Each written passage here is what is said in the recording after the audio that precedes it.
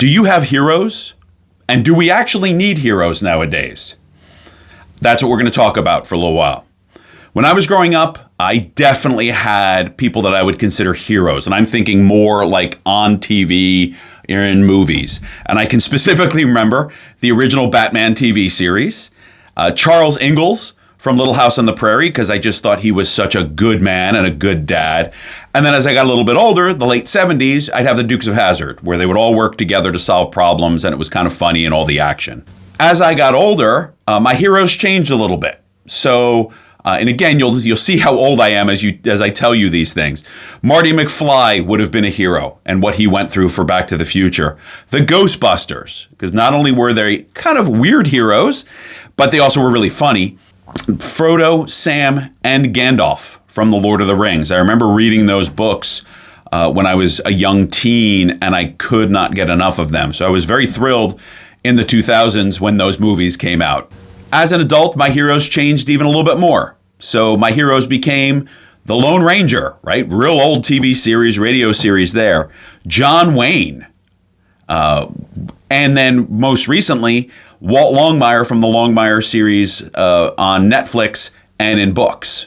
I find for me that if I try to watch a movie or read a book and there's no real clear heroes in there, there's nobody that I can root for, there's nobody that I can see change and do the hard things, I don't last very long either watching that movie, series, or read that book.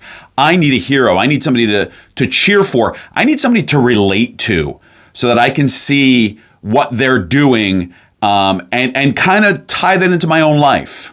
Unless you've been living under a rock, there are a lot of superhero movies out right now over the last 20 years or so. And one of my favorite arcs for all the superhero movies was all the Marvel movies getting up to Avengers Endgame. And I think, to me, the most fun arcs to watch were that of Captain America and Iron Man. So let's take Iron Man. He was basically a Boy Scout. He was a really good guy, already had character, already knew what to do. He just didn't have the skills. He just didn't have the ability. And then he was given the ability to be able to use his character in ways to really influence people. With Iron Man really wasn't a nice guy. He was selfish. He was a bold kind of guy. He was only out for his own interests, and he went through a conversion of sorts to realize that there needs to be other things he needs to do in his life. And what I find interesting about the arc of those heroes is Iron Man and Captain America started in different places, but they kind of intertwined for a while. Captain America being this idealistic character, you see him getting a little bit less idealistic as time goes by, as he gets jaded by the way the world is working around him. And Iron Man is starting to become a little bit more idealistic and realize he has more to offer the world. So I think in recent times, those are some of the more fun heroes to watch because I can see their journey in myself. So the question is, are heroes even relevant anymore? Do we need heroes? Well, when you think about it, or if you do any studying whatsoever, you see that there have been heroes throughout all of history, whether they're mythical heroes, ones that people have made up and told the stories over time, and now some of those mythical heroes for us wind up being in print or on movies or streaming. But there's always been heroes. And especially, they've either had the mythical ones, like I mentioned, or real heroes, which somebody in a battle, or how they cared for their family, or overcoming some great distress in some way. You think of people like Anne Frank, Harriet Tubman, who I actually think is a great hero. And there's so many others out there. Mythical heroes are kind of fun. They were basically the first superheroes. They did things that we couldn't possibly do. A character like Hercules, for instance. He was a fun character because he just did things that we couldn't do, but we wanted to do. So, and each culture and each time has their mythical heroes.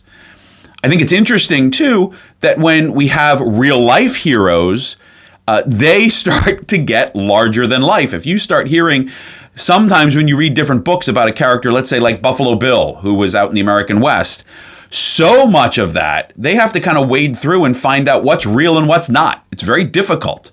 And there was a line in John Ford's Western, The Man Who Shot Liberty Valance, that the line went something like this: when the legend becomes fact, print the legend.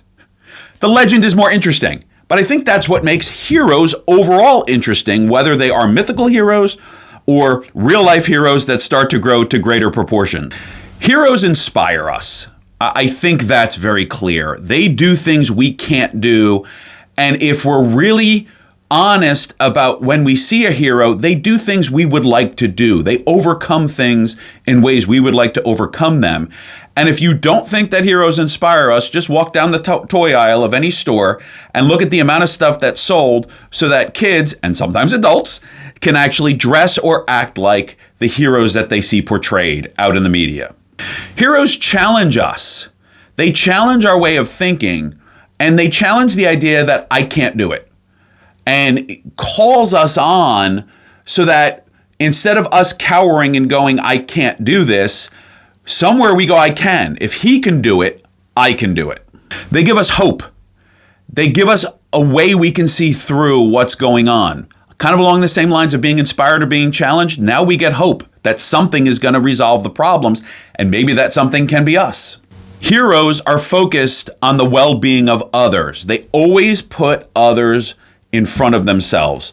They're out there for the good of others. If they're not, that's where they then can become villains, because the villains are always out there for themselves. Heroes are very rarely by themselves. They always have a team of people around them, whether it's one other person or a small team of people to support them, be with them, help them take care of things, do different things along the way. I mean, how often do you see the hero in a TV show? Maybe they're part of the military or part of the police. They're calling back to have other people take care of other things for them and get things done that they can't while they're on the front line and putting themselves in danger. And heroes, in a lot of ways, are reluctant. They're not out there saying, I need to be this hero. I need to go do all these great, wonderful things.